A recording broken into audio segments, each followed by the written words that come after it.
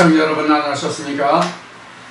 오늘도 여러분들과 함께 영문 강의 그 11장 세 번째 시간을 맞이했습니다.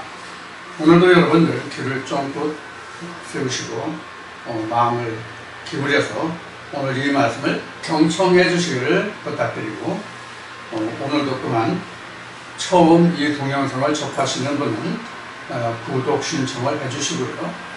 그 다음에 이 동영상을 보시는 중에 또는 이 동영상을 나가시면서 추천 버튼을 꼭 눌러주시길 부탁드립니다. 자, 지난주에 여러분들 제가 많이 부탁을 드려서 그런지 14분이 추천 버튼을 눌러주셨습니다. 추천 버튼을 눌러주신 분들에게 감사를 드리고 복 많이 받으시기를 기원합니다.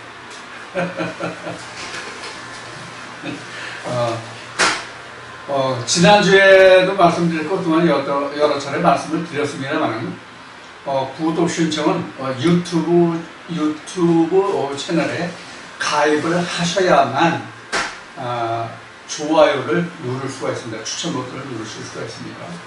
그래서 유튜브에 채널에 가입이 안 되시는 분이나 또 가입을 하실 수 없는 사람은 어쩔 수 없지만 그렇지 않은 분들은 가입 신청을 하셔서 이 동영상에 올라갈 때마다 여러분들이 받아보실 수 있도록 알람이 울릴 수 있도록 그렇게 해주시길 부탁드립니다. 자, 오늘은 요한복음 11장 그 세 번째 시간으로 11장 30절부터 다시 한다고 한 말씀을 드렸죠. 그래서 11장 30절부터 시작하겠습니다. 예수는 아직 마을로 들어오지 아니하시고 마다에 맞던 곳에 그저 계시더라. 마리아와 함께 집에 있어 의료하던 유대인들은 그의 급히 일어나서 나가는 것을 보고 곡하러 무덤에 가는 줄 생각하고 따라가더니 마리아가 예수 계신 곳에 와서 보이고 그 발 앞에 엎드려 가로되 주께서 여기 계셨다면 내 오라비가 죽지 아니하였겠나이다 하더라. 자, 여기까지 우선 좀 말씀을 다시 드리기로 하겠습니다. 이 그 내용을 여러분들이 쉽게 이해하실 수 있도록 지난주에 말로 언급을 했습니다만 그림을 그려서 여러분들에게 쉽게 이해하실 수 있도록 설명을 드리도록 하겠습니다.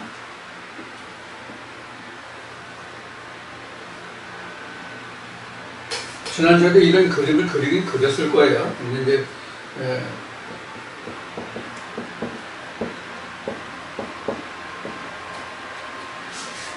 마리아 이렇게 이제 그림을 보시면 됩니다. 그래서 이 마르다는 그 뭐와 같으냐면요, 이거를 푸시케, 소마 이런 관계를 보시면 됩니다. 이런 관계를 보시면 됩니다. 요 둘이 육에 관한 존재고요. 요것만 영에 관한 존재예요. 이런 거예요. 그래서 지금 마르다가 먼저 예수를 보죠. 그러니까 이 밖에 예수가 있는 거예요. 이 밖에. 이 그림을 보면 여러분들 생각나시는 게 뭐가 있어요? 이 그림을 보시고 딱 머리에 떠오르는 게 뭐가 있어요? 창세기 1장 2절에 생각나시면 돼요. 혼돈 공허 흑암에 예수가 밖에 있단 말이에요. 근데 예수를 먼저 인식하는 것은 소마가 먼저 인식하는 것이 아니라 푸시케가 인식해요. 문제는. 그래서 전에 푸시케, 소마, 퓨니가 이렇게 변해가야 된다는 이야기를 한 적이 있어요. 기억하시는 분이 계신지 모르겠지만, 그래서 예수가 지금 내 안에 완전히 들어와 있지 않은 거예요. 예수가 밖에 있는 거예요. 그래서 창세기 1장 2절을 얘기하는 거예요. 그런데 이 그림에서 보시는 바와 같이 지금 나사로가 죽었다는 얘기는 결국 예수가 없다는 얘기거든요. 즉 영이 없다는 얘기란 말이에요. 그러면 이 영을 받아들이는 것은 푸시케가 인식하고 소마가 받아들여서 나사로를 살려야 되거든요. 즉 나사로는 그래서 예수가 된다, 이렇게 이제 그 설명을 드린 거예요. 각자에게서는 자기 영혼이 사는 게 내가 사는 게 아니라 예수가 산다, 그런 얘기예요. 예수가 산다, 그런 얘기예요. 이게 뭐냐면 요한복음 이제 1장에서 쭉 공부하면서 그 이야기했고, 그동안 많은 말씀들에서 또 요한계시록에서, 요한복음 3장에서는 거듭남에서, 또 마태복음 27장을 예를 들어서 누가 먼저 부활해야 되냐, 그 부활의 순서에 대해서, 고린도전서 15장에서도 부활이 차례로 그 부활의 순서에 대해서, 또 같은 바울에서 부활도 차례대로 드리니 먼저는 그 예수를 영접한 자여, 그의 붙은 자여, 마지막에는 그의 강림한 자여, 뭐 이런 말씀과 같이 바로 그것을 우리가 말씀을 연상하시면 돼요. 자, 그래서 이 말씀에서 이 그림에서 보는 바와 같이 나사로가 산다는 얘기는 이걸 각자로 봤잖아요. 각자로 봤는데 각자가 이렇게 돼 있단 말이에요. 이게 성전의 모습이기도 하고 각자의 모습이기도 하고 그래요. 자, 그래서 이러한 형태가 되는데 지금 예수가 아직 내 마음에 완전히 들어와 있지 않기 때문에 그래요. 그러니까 예수가 지금 그 마르다, 마리아, 나사로가 있는 동리에서 나사로가 병들었다 하는 말을 듣고 이틀을 더 유하고 예수가 다시 유대 땅으로 갔죠. 그러다가 거기서 머물러서 나사로가 죽었다는 말을 듣고 왔단 말이에요. 그래서 이제 4일에 돼서 썩어서 냄새가 난다는 이제 말이 이제 그 기록이 되는데, 자, 이 이야기는 뭐냐면 나사로가 병들었다는 얘기는 이미 예수가 함께 있었잖아요. 예수가 함께 있었는데 예수의 말씀을 인해서, 예수가 있다는 말씀이 있다고 해도 되니까, 예수의 말씀을 인해서 내 영이 병들었어, 오히려. 그러면 예수가 있는데 내 마음이 왜 병드느냐 하는 물음표가 생기잖아. 예수가 있으면 내 병이 나음을 받아야지 왜 병이 생기고 죽느냐, 이런 이제 그 의문이 생긴단 말이에요. 근데 예수를 인해서 나는 반드시 병이 들어야 돼요. 역설적으로. 왜냐하면 이미 이렇게 마르다, 마리아, 나사로가 이렇게 구분이 돼 있다는 것은 어떤 뜻이냐면 이런 것이 전제되어 있는 거예요. 뭐를 안다? 하나님과 예수를 안다, 이런 뜻이 돼요. 이게 이렇게 구성되어 있다는 거는 이미 우리에게는 이게 없잖아요. 그렇잖아요. 근데 내가 신앙생활을 하면서 나사로라는 것이 생긴다고, 즉 영이라는 존재가 생긴단 말이에요. 이게 내 기존 신앙이야. 근데 여기 예수가 딱 문 밖에 와 있어, 지금. 이 동네에 와 있어, 지금. 마르다, 마리아가 나사로 사는 동네에 왔어, 지금. 이게 한 예란 말이에요. 이 요한복음 11장에 기록된 말씀같이 많은 사람들이 있잖아. 나사로가 죽었다고 하니까 지금 왔잖아. 이 얘기는 먼저도 말씀을 드렸듯이 이 각자라는 이 여러한 사람이 실족했어. 그러니까 많은 사람들이 뭐 와서? 뭘 왔어요? 우리가 흔히 하는 말로 교회 다닐 때 뭘 하죠? 누가 교회 잘 나오다가 병들어가지고 안 나와. 안 나와. 교회 잘 안 나와. 신앙생활 잘 하던 사람이 어느 날 갑자기 교회 안 나와. 그러면 목사하고 그 구역장이라고 그러지? 구역장하고 그 집사님들하고 해가지고 어떻게 해요? 신방을 하죠? 그런 얘기예요, 지금. 그렇게 생각하시면 돼요. 그래서 지금 이러한 형태로 됐다는 것은 이미 신앙에서 천국의 소망을 가졌던 사람이야. 그런데 어느 날 예수가 왔어. 이 동네에 내게 예수가 왔어. 그럼 기존 내가 있던 건 뭐야? 이미 내가 알고 있던 건 뭐야? 내가 그동안 하나님은, 성경은, 예수는 뭐 이거 다 알고 있던 건 그럼 뭐야? 이게 병든 거예요. 이게 병든 거라고. 지금 앞에 뭐라고 그랬어요? 예수가 오면 병이 들어야 된다고 얘기했죠? 병이 안 들면 살아나지 못해.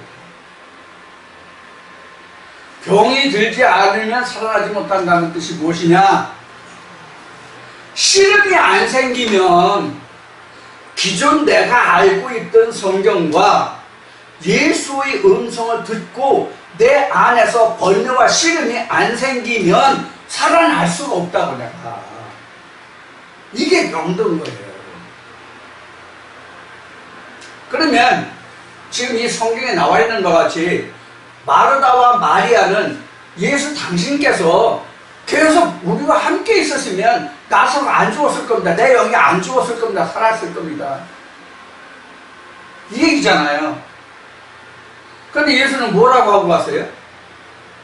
뭐라고 하고 떠났냐고. 지금 마르다와 마리아의 동네에서 떠날 때, 야, 나사가 병든 것은 죽을 병이 아니라 하나님의 영광을 위해서, 그래, 영광을 위한 거야. 그래서 내가 여기를 떠났다가 다시 오는 것이 좋은 것이다 라고 얘기를 했잖아요. 그 좋은 것이 뭐예요? 다른 사람들도 믿게 하려 함이라는 그런 그 의도가 여기 지금 저 내용이 성경에 기록되어 있잖아. 11장에요. 자, 이것이 무엇이냐를 우리가 생각해보자는 얘기예요. 합리적으로 생각하고 추론을 해보자고. 지금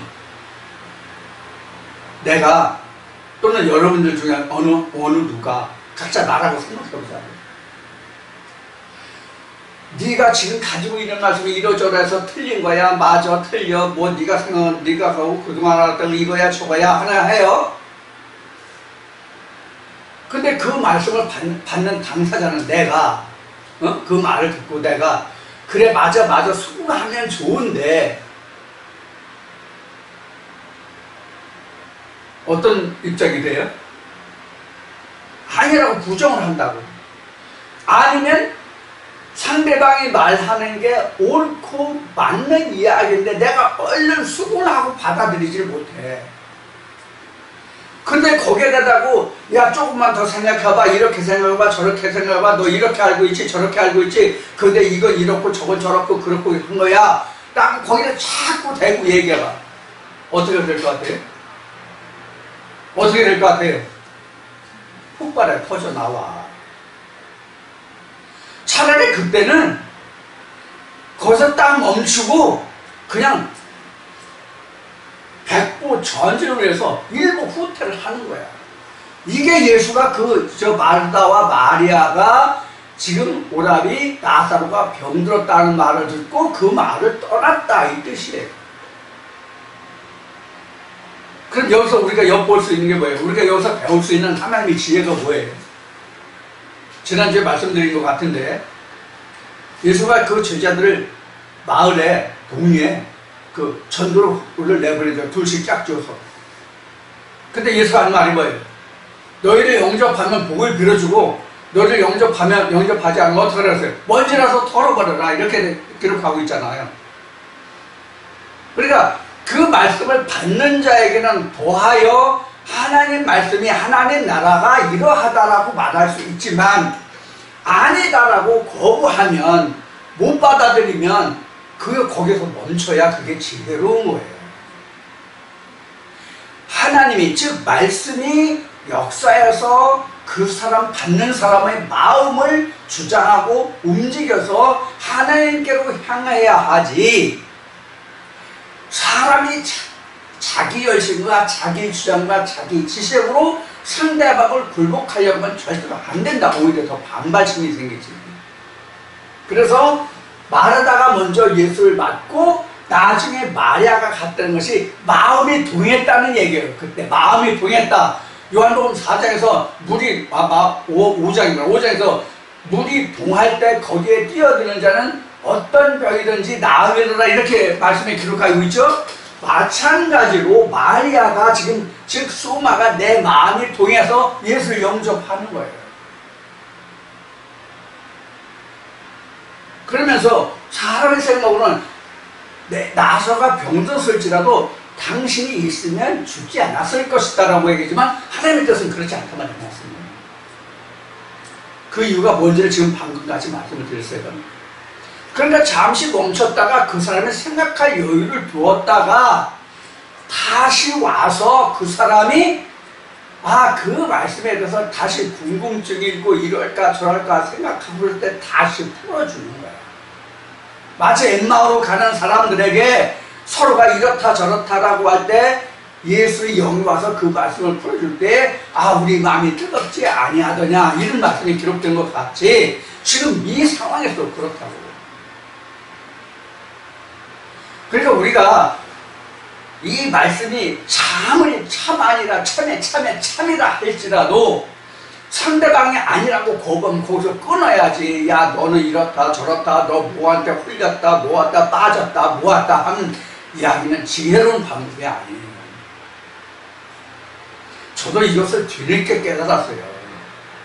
저도 처음에는 내 열심으로 하나님의 말씀이 이러하니까 내 열심으로 어떻게 하고 뭐하고 하면 사람들이 이 말을 받아들이겠지. 예수가 말한 대로 나는 믿지 아니할지라도 내가 행한 일, 이 말씀은 믿어라고 말한 것 같이 나 인간은 별 볼 일 없는 인간이지만 말씀이 참이니까 이 말씀은 받겠지. 이런 생각으로 내가 열심히 했던 시절이 있었거든요. 저도 초창기에.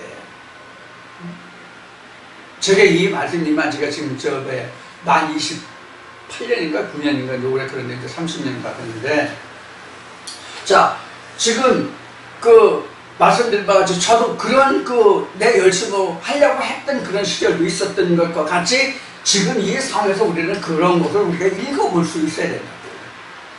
그러니까 예수가 떠나갔다는 얘기는 이때는 실제로 마을에 마르다와 마리아가 사는 그 마을에 예수가 왔다가 떠나갔고 많은 사람들이 있었던 상황이에요. 근데 이것을 이제 집약시켜서 작은 책으로 엑기스로 만들어서 보면 지금 이와 같이 나에게 각자에게 대입해 볼 수 있다는 이야기예요. 자 이렇게 해서 지금 마르다가 먼저 가고 마리아가 가고 그 다음에 나사로가 죽었던 나사로가 이제 살아나는 과정이 이제 요한복음 11장이에요. 자 여기서 우리가 또 생각할 게 뭐가 있냐면 앞에 잠깐 언급했듯이 마르다가 먼저 가고 마리아가 나중 가고 그 다음에 나사로가 사는 거예요. 소마가 먼저 가고 내 마음이 먼저 가고 몸이 따라가는 거 아니에요. 처음에는요. 혼적인 것이 인간적인 것이 먼저 하나님을 따라가고 그 다음에 내 마음에서 하나님이 예수가 영생이 천국이 이렇게 된단 말이에요. 우리 과정이 우리 믿음의 과정이 그렇게 진행되고 이행되어 가는 거라고.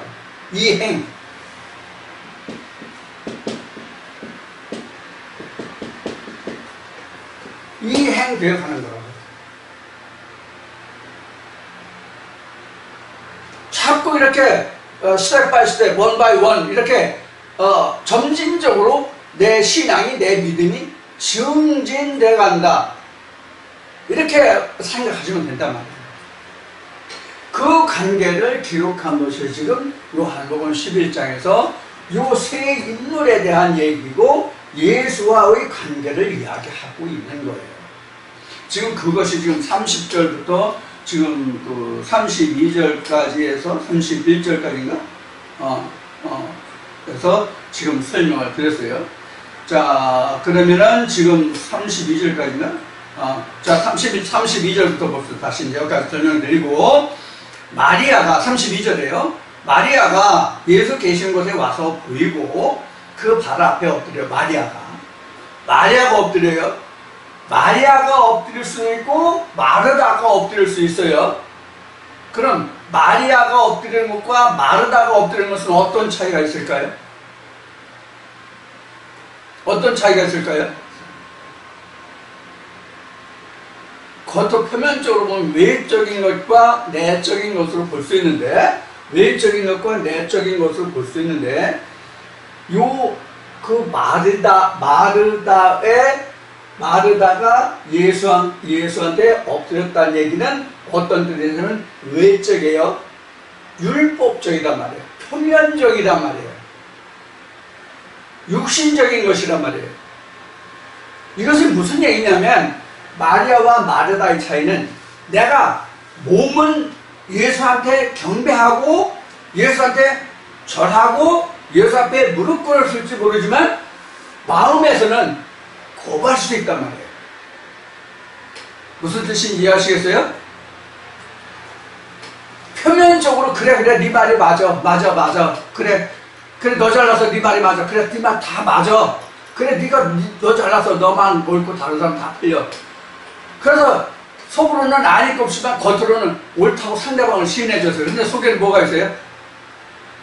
아니다라는 것이 내재되어 있단 말이에요. 그러니까 마음으로 복종한 것과 육신으로 복종한 것은 틀리다고. 마음으로 복종하면 몸도 자연스럽게 복종한 거예요. 근데 육신으로만 복종하면 마음을 복종 안 할 수도 있거든요. 이게 표면적 인정과 내면적 인정이에요.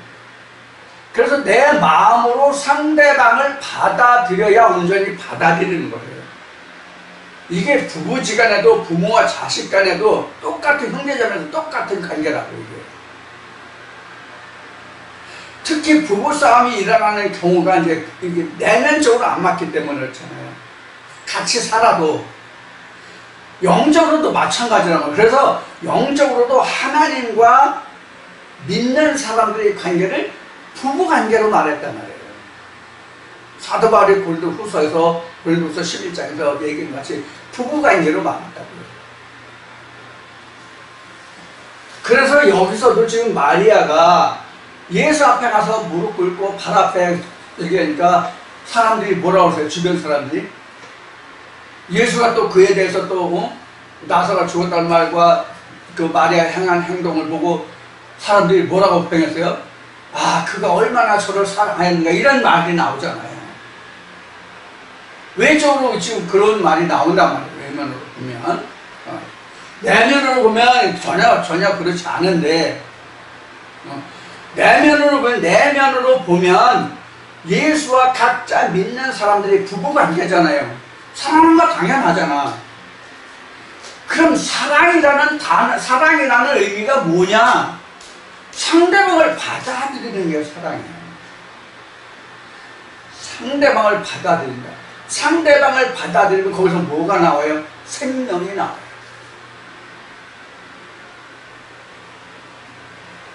생명이 나온다.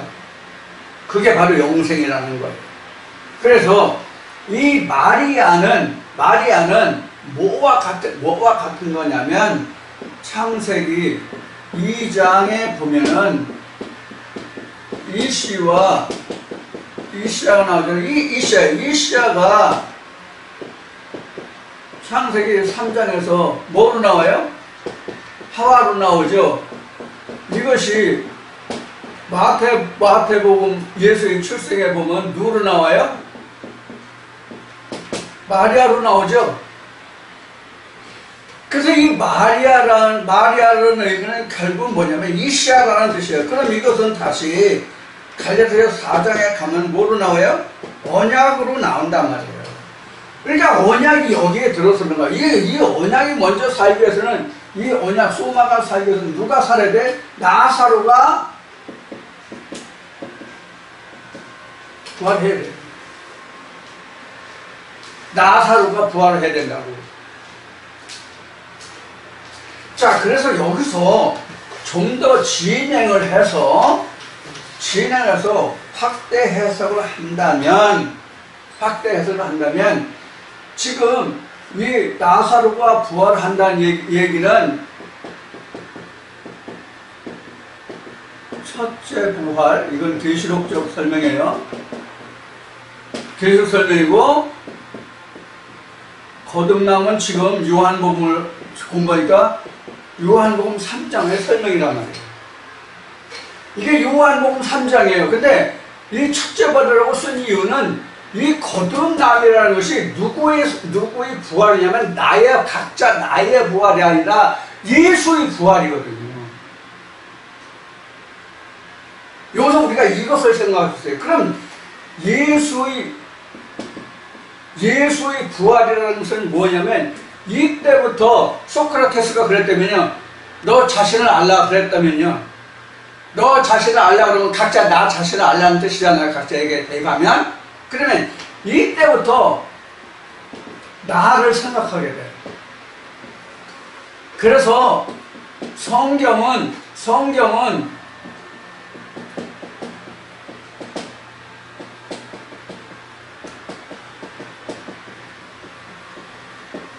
자발견책이다 이렇게 말하는 거예요.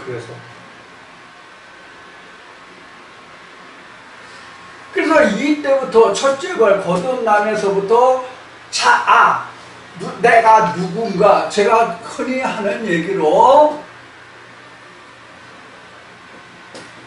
이 얘기를 했잖아요. Who am I? 이 얘기를 했잖아요.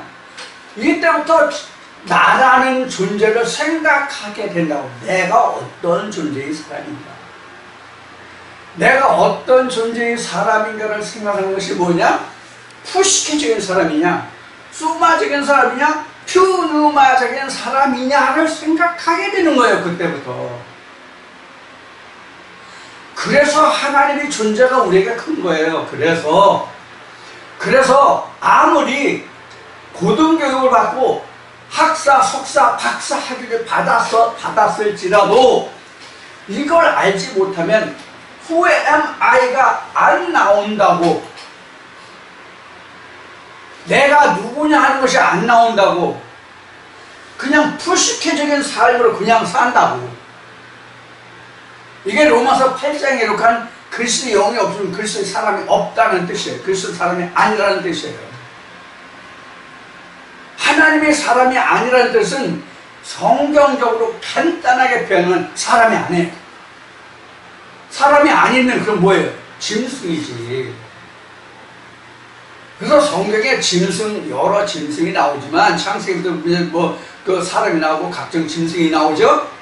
근데 먼저 짐승들이 있고 그 다음에 창세기 1장에 보면 짐승들이 다 지어지고 사람이 마지막에 지어지죠. 그렇죠? 이 뜻을 우리가 이해를 해야 된다고. 왜 그런지를. 그리스도의 영이 없으면 다 짐승이란 말이에요. 그 후에 아파르민 아다마가 많은 인간들 중에서 한 사람, 하나님의 그 생기가 들어간 사람이 아파르민 아다마, 흔히 하는 얘기로 첫 아담이잖아요.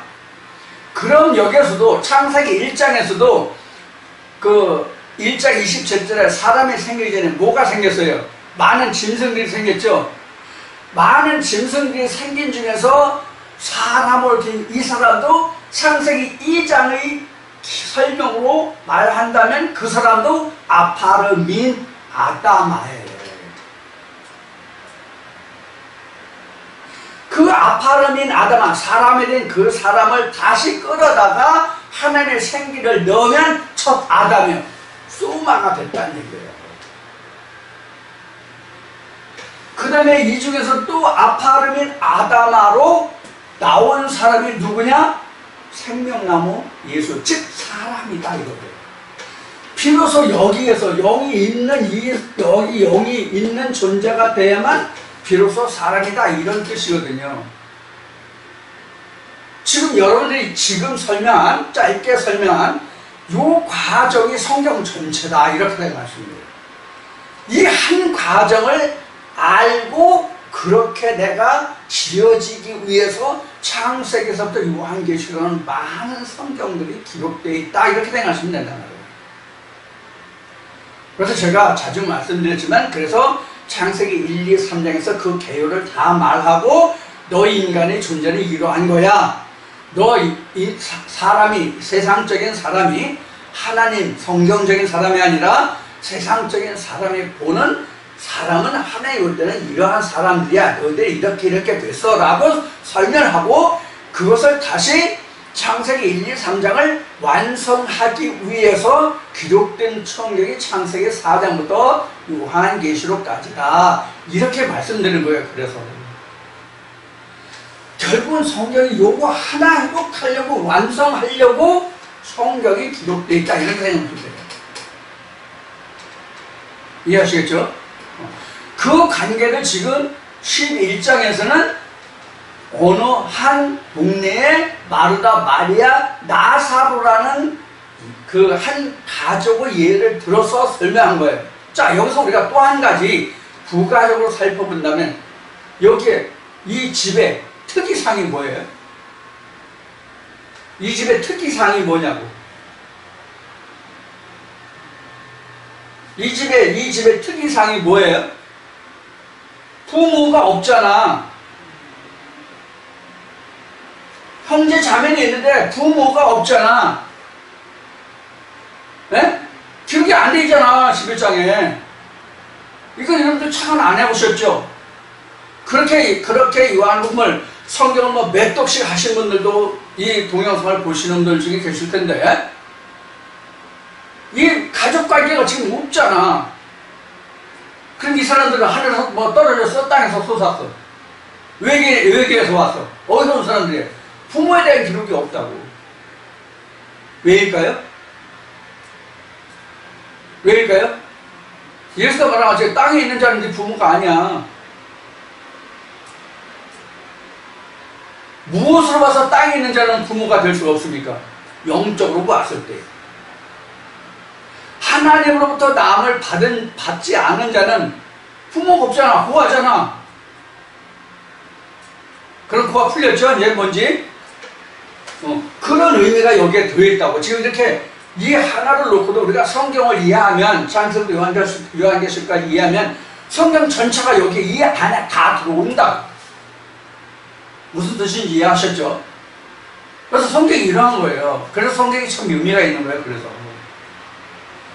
그래서 제가 가끔 말하는 것이 뭐냐면, 창세기 1, 2, 3장만 가져도 하나님의 영적 은혜를 읽으면 하나님이 이 성경을 조명해 주시면 우리가 영생에 이를 수 있다라고 말씀드리는 부분이 바로 이런 거예요. 사실 성경의 가장 핵심 중에 핵심이 요한계시록도 아니고 다니엘도 아니고 창세기 1, 2, 3장의 성경이 핵심이에요. 핵심. 성경의 핵심이라고, 마스터키라고.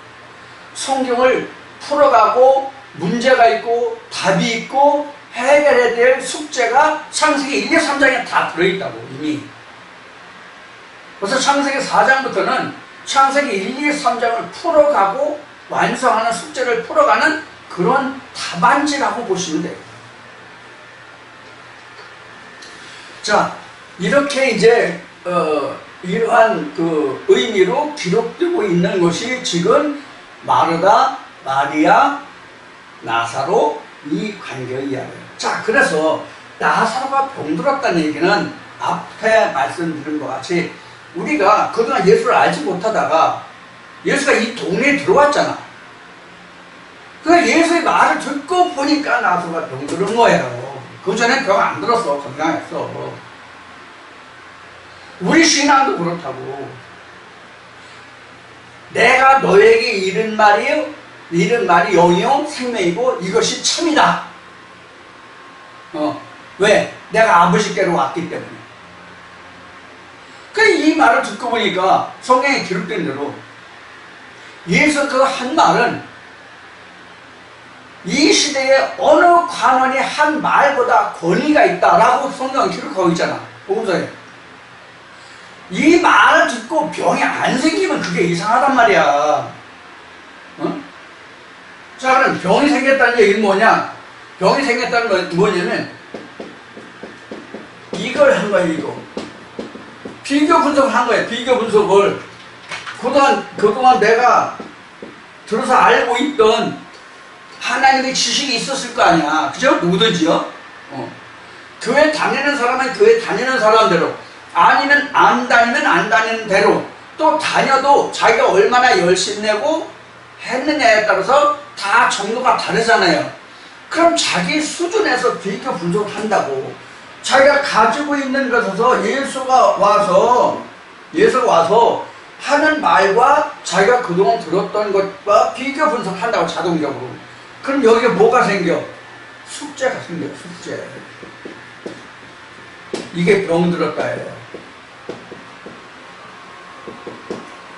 이게 병들었다의 뜻이라고. 숙제가 안 생기면 지금 몇 장 오셔? 요한복음 몇 장 하고 있죠? 11장이죠? 그러면 9장에 가서 이런 말이 나오죠. 네가 본다니 내 죄가 그대로 있도다. 그렇게 된다고. 비교 분석이 안 되면 야 네가 한 말은 무조건 틀렸어. 네가 한 말은 무조건 틀려. 나는 그렇게 알고 있지 않아. 이게 바리새인들의 입장이잖아. 그렇게 비교 분석하지 않으면 병들 필요가 없다니까. 병이 안 난다니까. 병이 안 난다고. 비교 분석 자체를 안 하면 네가 한 말이 전부 다 틀려고 전면 거부하면 내가 병들 필요가 없어. 그 사람들은 자기 신앙대로 그냥 가는 거야. 근데 비교 분석하게 되고 이게 맞나 틀리나 이게 뭐냐면 창세기 1장이 그래서 창세기 1장이 되는 거예요. 그럼 비교 분석하는 혼돈, 공허, 흑암이 온다고. 그러면 루아흐 하나님의 비친 생명은 어디 있어요? 물 밖에 있죠. 그 물이라는 게 뭐예요? 내가 가지고 있는 지식이 마지노선이 돼가지고 그게 물이 됐단 말이에요. 그럼 하나님의 빛이 내게 건너오지 못해. 이게 창세기 1장에서 세상에 그 빛이 왔는데 세상이 어둠이 이를 깨닫지 못하더라, 받아들이지 못하더라 이 뜻이거든. 이게 창세기 1장 2절의 설명이란 말이야. 다른 설명. 창세기 1장 2절이 다른 설명이 그런 설명이라. 자, 그렇게 해서 비교 분석하다 보니까 숙제가 생겨. 숙제가 풀리면 아침에요. 여기가 혼돈, 공허, 흑암이란 말이야 이게. 여기가 네? 숙제라는 것이 이게 병들었다의 뜻이란 말이에요. 그럼 여기에 앞에도 말했듯이 여기 예수가 계속 있어서 나사로가 그렇게 생각하니? 사실은 나사로에 그렇게 생각하니까 누구에게 얘기하는 거예요? 결국은 마리아예요, 마르다예요? 마르다에게 이야기하는 거예요. 마르다에게 예수가 얘기하면 마르다의 마음인 혼인 마리아에게 말하고 마리아가 옳다라고 시인하면 나사로가 살아나는 거고, 그래도 아니야 사랑하기 때문에 떠난다는 그 말을 나는 이해하지 못해 아래송에 이렇게 이야기하면 나사로는 살아나지 못하는 거예요. 무슨 뜻인지 이해가 되시죠? 아주 쉽게 설명을 드리죠. 어렵지 않게 설명을 드리죠. 자, 이러한 관계를 지금 요한복음 11장에서 설명하고 있는 거예요.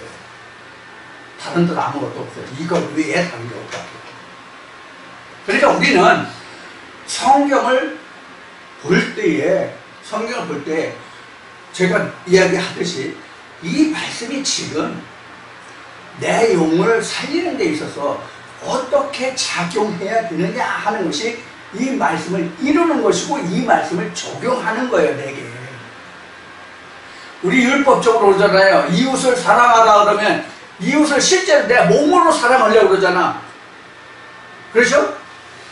근데 성경적으로는 이웃을 사랑한다는 것이 바로 이렇게 이행되는 이 관계. 이행 어디 갔어? 이행 지워졌나? 지워졌네? 이렇게 이행되어 가는 것이 형제를 사랑한 거라고. 그럼 이도 살고 다 살잖아. 이것보다 더 큰 사랑이 어디 있어? 앞에 부부시간에도 싸운다고 그랬죠. 부부시간에 한 번도 말다툼 안 하고 입씨름 안 하고 산 부부가 있는지 없는지 나는 물음표를 달고 싶어. 저 같은 경우는 하루에도 수십 번씩 연락하거든요. 하루에 수십 번, 수백 번도 연락하거든요. 저 같은 경우는 다혈질이라서. 근데 세상에서 흔히 하는 말은 저 사람은 부처님 가운데 두막 같아. 이런 그 말을 우리가 흔히 하잖아요. 마음이 유하고 부드럽고 포용력 있고 한 사람들 이렇게 표현하는 경우가 있잖아요. 그런 사람들은 평생 부부싸움 한 번 안 하고 입씨름 한 번 하고 싸움을 거의 입씨름도 안 하고 뭐 기분 나쁜 생각도 한 번도 안 해보고 사는 사람이 있는지 모르겠는데 나 같은 경우는 하루에 수백 수천 번을 그냥 울각불각 한다니까. 속에 꽉꽉 찔리고요.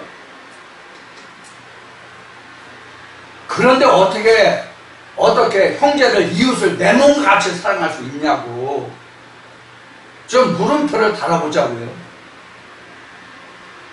그러면 현실적인 얘기를 하나 할게요. 현실적인 얘기를. 이웃을 사랑하라는 얘기가 나왔으니까, 10계명 중에 내 이웃을 내 몸같이 사랑하는 얘기를 나왔으니까, 지금 내 안에 있는 이것도 사랑하지 못한다는 아주 가장 우리가 이해하기 쉬운 한 가지 예를 들게요.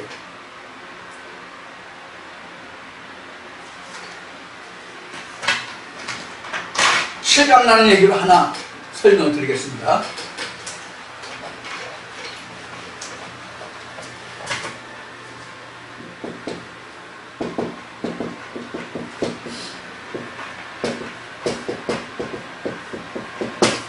술을 사랑하는 자가 있어요. 이 사람이 술을 보통 때는 같은데 자주 포금을 해요. 포금하면 수치가 돼가지고 고생을 며칠 하죠. 고생을 며칠 해. 이렇게 아주 술을 포금해가지고 술 취해서 고생을 하면은, 이때 당시에 흔히 하는 말이 뭐예요? 제가 많이 아버지 때문에, 또 형 때문에, 또 직장 생활하면서 주변 사람들 때문에 여러분이 나 앞으로 술 안 마셔. 죽어도 안 마셔. 고생을 해봤거든. 응? 고생을 해봤거든. 죽어도 안 마셔. 이것이 어떻게 돼? 작심삼일이야. 또 마셔. 그럼 이 사람 술 마시면 자기 몸에 해로운 것을 알아요, 몰라요? 안다고.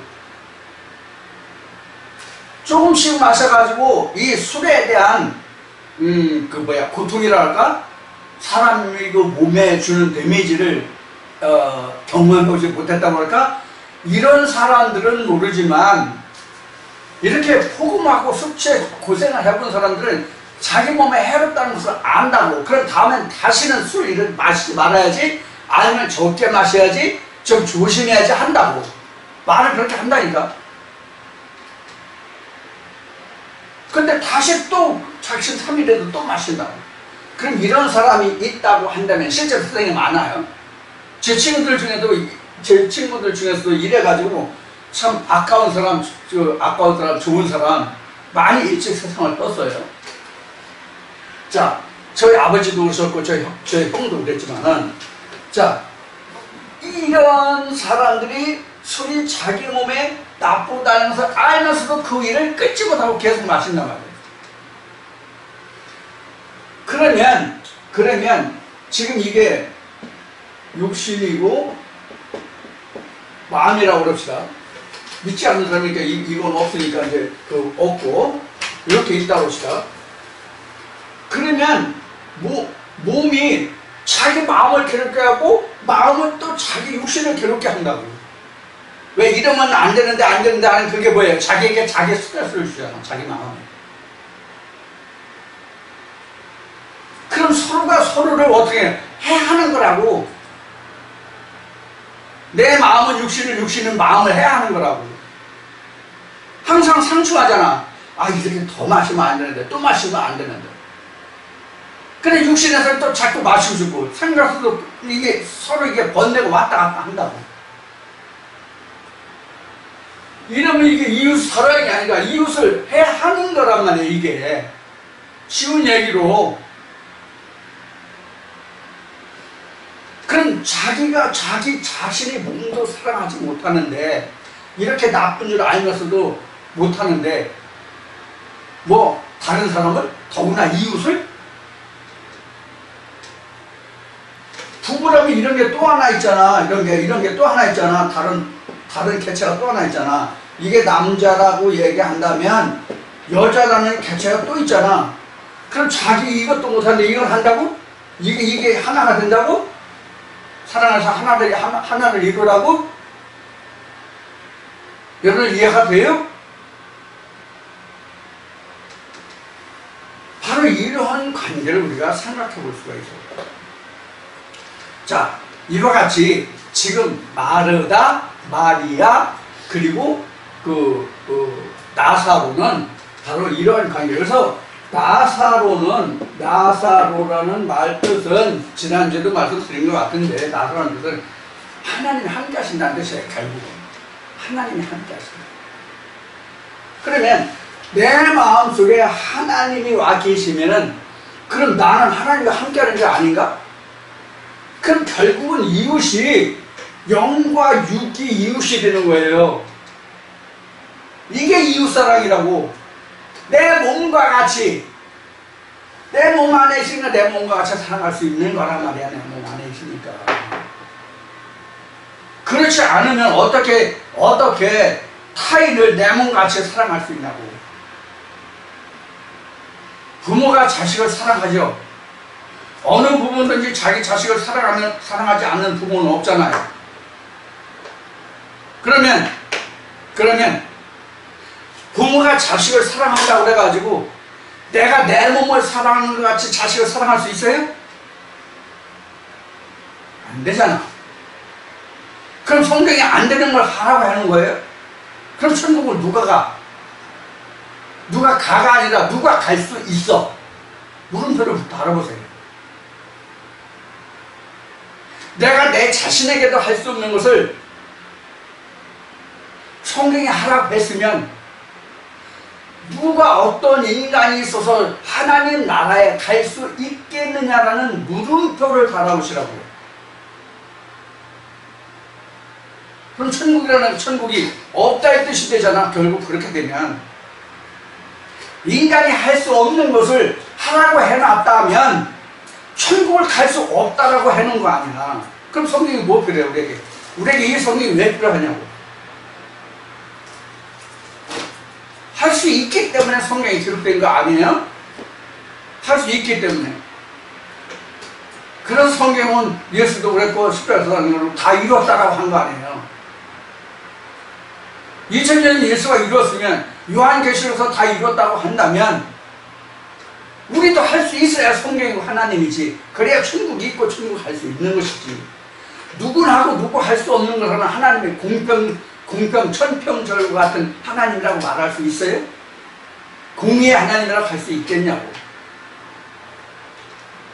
근데 우리는 이런 물음표를 안 달아요. 이런 물음표를 안 단다고. 즉 숙제를 안 한다. 지워졌네. 숙제를 안 한다고. 숙제를 안 해. 숙제를 안 한다는 얘기는 비교, 분석, 평가를 안 한다는 얘기예요. 자기가 가진 하나님 지식, 성경 지식에 대해서 비교, 분석, 평가를 안 한다고. 이게 우리에게 큰 신앙의 맹점이에요. 자, 그래서 이제 그 나사로와 나사로에 관한 얘기, 마르다 마리아, 나사로에 관한 이야기를 좀 여러 가지 측면에서 이렇게 설명을 드렸고, 시간이 좀 많이 지나서 이 시간 마치고 좀 잠시 쉬었다가 다시